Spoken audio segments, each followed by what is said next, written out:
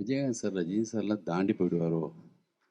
என்ன இப்படி ஒரு படம், இப்படி ஒரு ஆக்ஷன் பிளாக், இப்படி ஒரு படமா இருக்காது. போலீஸ் ஸ்டேஷன் ஃபைட்டு பர்டிகுலரா 33 வருஷமாச்சு இந்த படம் ரிலீஸ் ஆகி.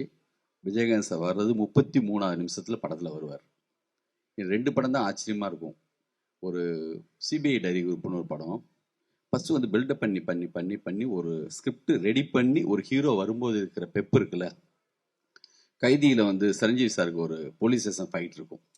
அந்த கழுத்தில் போட்டு இந்த ஒரு டாலரை வந்து லக் அப்படி இழுத்த உடனே ஒரு ஆக்ஷன் ஒன்று வரும்.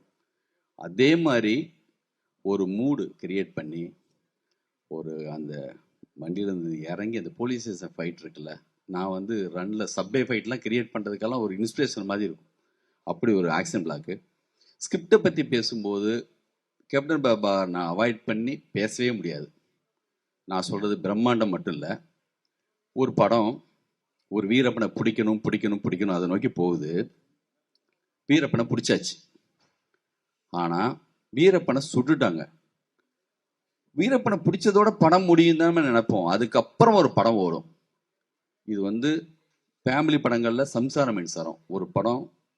ஒரு குடும்பம் சேரணும் சேரணும் சேரணும் இருந்து கடைசியில் வேறொரு ட்விஸ்ட் ஒன்று வரும். அந்த மாதிரி ஒரு ஆக்ஷன் படத்தில், ஒரு பிரம்மாண்டமான படத்தில் நான் பார்த்து பிரமிச்ச ஒரு ஸ்கிரிப்ட்னா அது கேப்டன் பிரபாகரன்.